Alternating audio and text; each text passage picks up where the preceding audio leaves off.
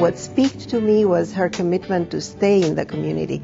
So she's not from Hampton Roads, but she started the medical school here, and she wanted to continue to stay and serve the community that she already served as a student, not only through this adaptive gymnastics program, but also being co-director of the Hopes Clinic, which is a clinic ran by students. It's a free clinic, and she was extremely dedicated to that effort as well. Because she really has embraced her efforts to help disadvantaged kids, and in addition to her own contributions and her own time and energy, she has recruited the efforts and energies of others who share the same passion that she has. And it's made a big difference for kids in the community in need of those services.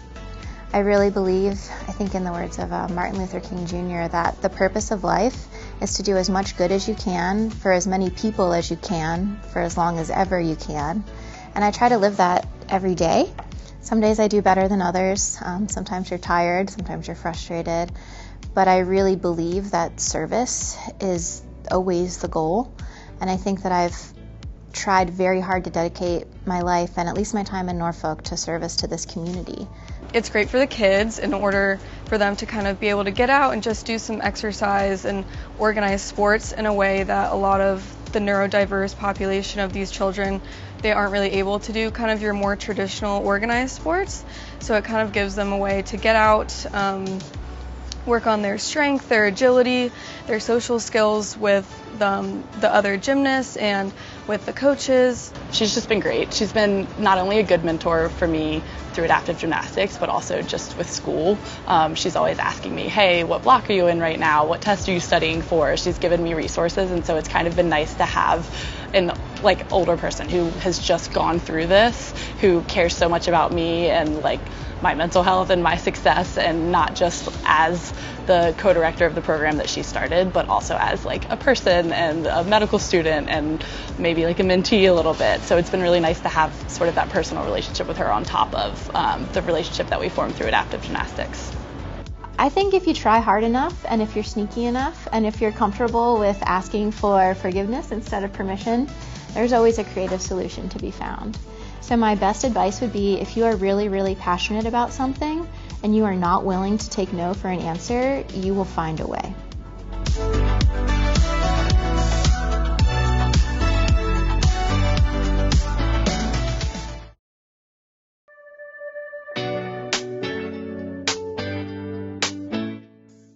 I think if you ever meet Dr. Duggins, she is the most humble, down-to-earth, and one of the nicest persons I've ever met. I've been lucky to have mentored and worked with numerous students and residents from across the country, and I gotta say, she is a force to reckon with, and probably an inspiration from a leadership perspective, from involvement perspective, and what she has done for others. I was interning in New Orleans, where this is a significant issue, and I realized that there was a huge gap in our training as medical students and future doctors on how to take care of and how to respond to people who might be trafficked. And so that was really my inspiration, but it really started because I have this basic principle that I apply for everyone, that everyone wants to be known and cared for.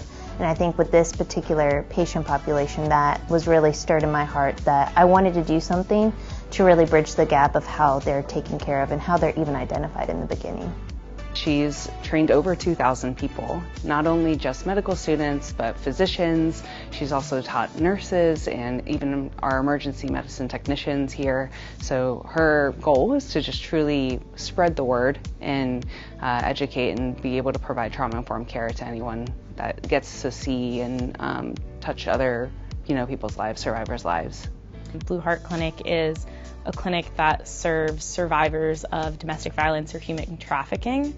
And so I was very inspired by the idea of helping those who may not have had great experiences in healthcare in the past and trying to give them that better experience so they have more faith and trust in healthcare providers. So that way they are able to get the care that they need in the future. I think it's a topic that we don't hear about a lot and we don't get a lot of education on. So when I kind of saw the opportunity to get that education and was able to so quickly see kind of through those trainings how applicable this would be in my day-to-day practice and how much that could really benefit patients, I think it was just like you go to the trainings and it really opens your eyes to kind of all the things that are going on around you. And once you see that, you can't unsee it. And so getting to then go work with these organizations and volunteer and like apply those skills, hone them in so that I feel more comfortable in potentially scary situations, I think has been really valuable and keeps me coming back. I used to tell my family if one person can be educated, if one patient can have a different experience, then it would be worth it for me. If you would have told me starting this 4 years ago that I would be where I am today, I think I would have laughed very nervously, like I don't have time to do all of this. It would have terrified me. All the things looking into the future, seeing all the things I would have had to do, I probably would have said no to the opportunity. But knowing that a few people have benefited from this, I do it again and again.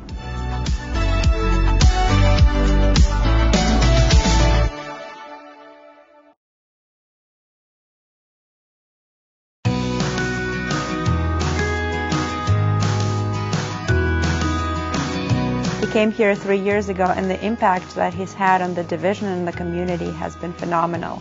We only talk about clinical work, education, and a little bit about research here, but he is doing so many other things. He is advocating for the needs of children and adolescents and their families. He goes to Washington. He's part of different committees that have a national impact. It's just really, really phenomenal. It's funny because I feel like I'm asking him at least once a week, like, are you sleeping? Like, do you get enough sleep? But he's very, very dedicated to moving things forward and pushing the envelope. Like I said, he anticipates things. He's very resourceful. I think that he really looks at issues and how can we move this forward in all areas, whether it's advocacy, research, clinical experience, training. You know, I mean, he's done amazing things from the training perspective with the fellowship. So I think that he's really a role model for how we can all aspire to continue moving forward and growing.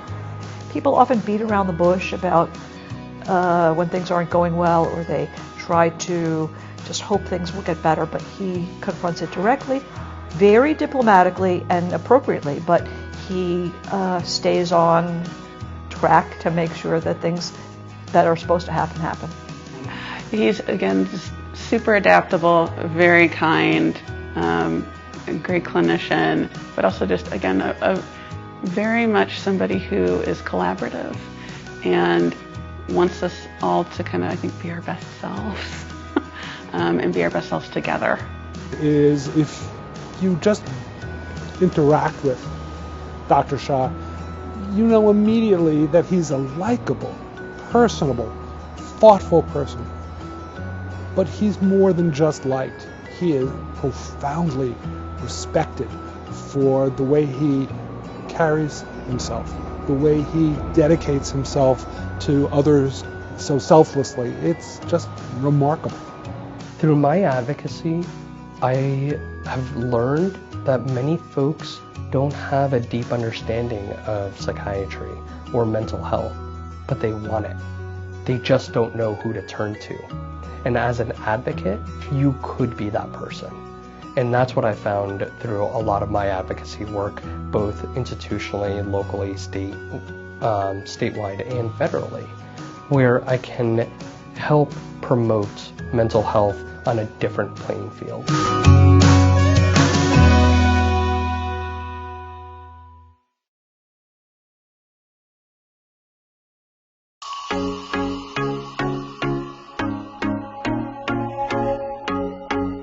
He has a gift, right? He has these skills that he's worked very hard for, but he's decided to share that gift with people who need it.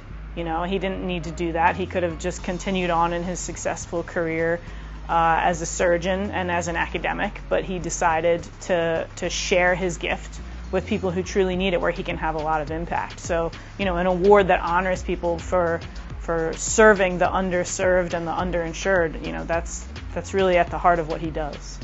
The two of us went on a trip together to Belize, and that first trip was difficult. It was difficult to logistically find things and do the right things and find equipment. And but the thing that was really striking was the need, was that there is so much need here.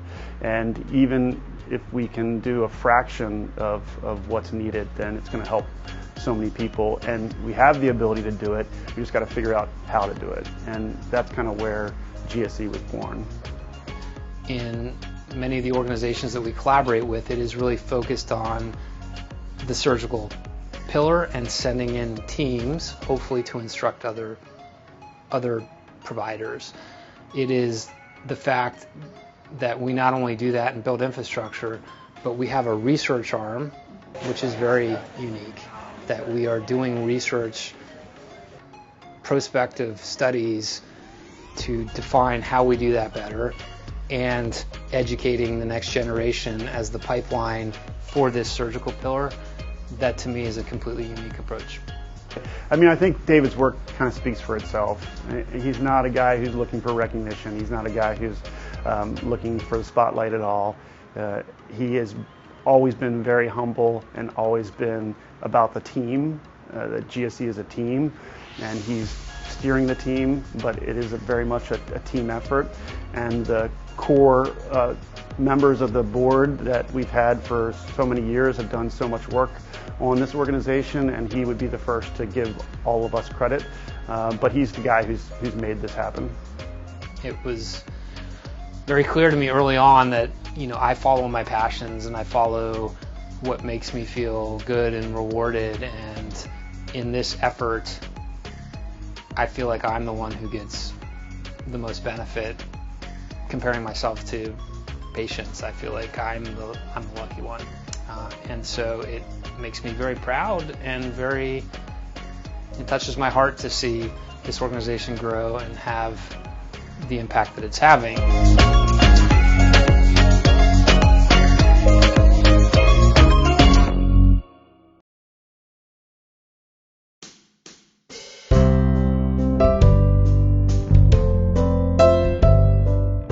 Caring for other people is at the core of what we do in medicine, and making sure that we're doing it to the best of our abilities is really what we're here to do. And so patient safety, patient quality, well, really that's just what it comes down to as we're doing in medicine. And so making sure that we're always doing it the best possible, that we're always doing the safest way possible is one of the tenets of medicine, and I think it's really important that we focus on that. She's the kind of person who is a change agent for our school and for our hospital and for her patients. And when you think about an award like this, you really want to think about who are the people who there's a before they came and an after they came.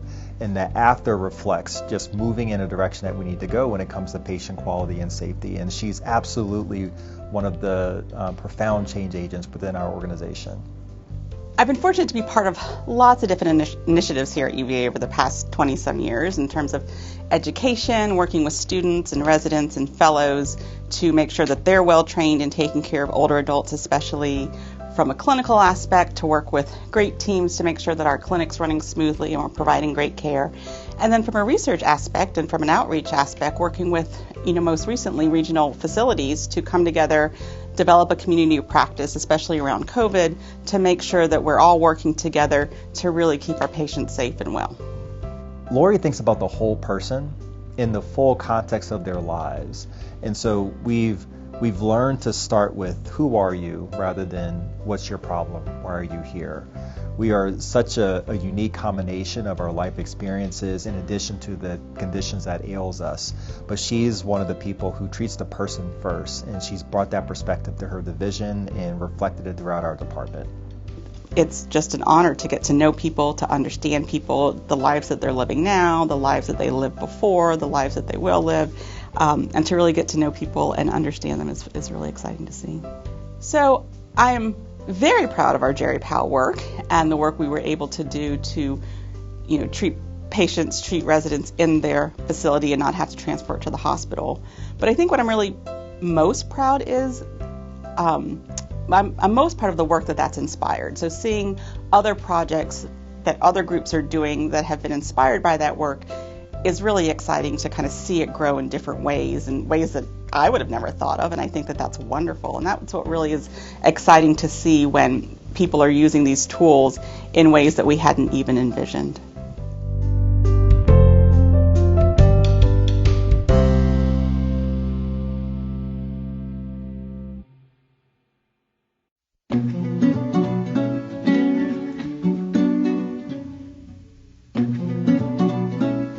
I think education is a critical component of being a physician, and we are always educating regardless of if you are working in an academic center or in private practice in the community. So prior to coming to UVA, I worked at a community emergency department in Richmond, and I was educating all the time, just as much as I'm educating here. That could be patient when you're talking with them about their diagnosis and how to manage it. It could be with nursing and other colleagues who are working there, but education is a critical aspect of our profession, and so I think it's important that it's recognized.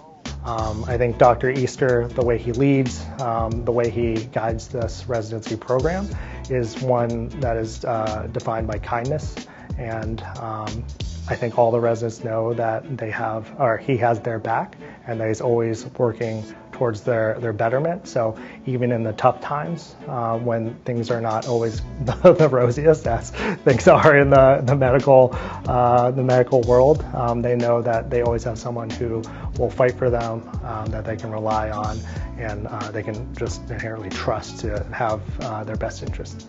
So I'm excited when my learners will come to me and be like, I wish you'd do this a little bit differently. Maybe don't stand so close to me when I'm doing that procedure. It makes me a little bit nervous. I appreciate you stand further back. Or some learners might say, I'd rather you stand right next to me when I'm doing this because I'm a little bit nervous about how I'm doing it. And so getting that feedback is definitely bi-directional, and I think that certainly requires trust for them to know that we're comfortable getting that feedback as well.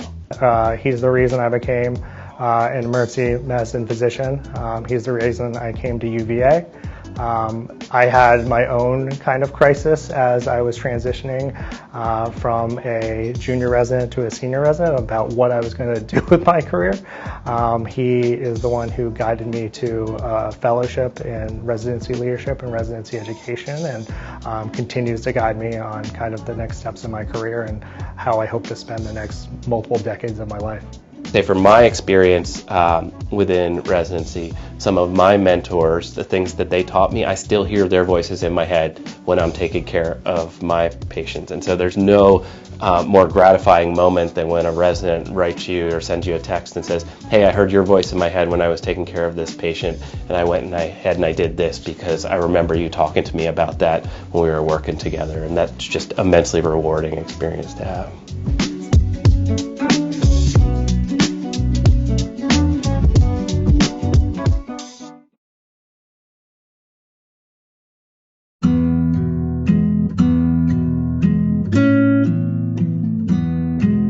There are few people that I know who have done as much as Dr. Sterling Ranson for the profession. His service to the profession and his leadership are amazing. He has served through his specialty society and through the Medical Society of Virginia and through his practice and his health system, and it is just amazing what he has done. He is one of those ideal physician leaders that is helping advance our profession, that is so focused on helping improve the health and wellness of physicians and clinicians, but also improving the health and wellness of individuals, families, and communities across the Commonwealth and across the country. Being a physician and being trained as a physician, you're trained to care for the individual patient, but also the population of patients in the Commonwealth. And that's what we do. It's important for physicians to speak out when they see things that aren't right. We are the experts in patient care, and if we don't express ourselves, others will jump into that space or try to occupy that space, and things might not go the direction that is in the best interest of our patients. I think he leads by including himself in what he does. He doesn't ask people to do for him, he does with them. He is always volunteering to take on another responsibility or another effort that needs to be done. And I think that he leads by example, and that's a nice trait. Sterling's a very good listener. He takes lots of time to make a decision. He wants to get lots of input, lots of people's opinions before he comes up with what he feels is the best answer. Sterling can convince you partly through his sense of humor and partly through his just rational passion that he has to do things that you might not ordinarily be willing to do, because he convinces you that it's the right thing to do. I think, across the state and across the nation, when you look at young physicians and you look at their energy and their passion for taking care of patients, that's what excites me. I think that we will all have challenges. I think the challenges of artificial intelligence, of scope creep, of a lot of other things are all things that we're going to have to defend against to help protect our patients. But I have all the confidence in the world that our young physicians who are up and coming will be able to handle that challenge. And I just hope I've had some small part in making it easier for them to do their job in the future.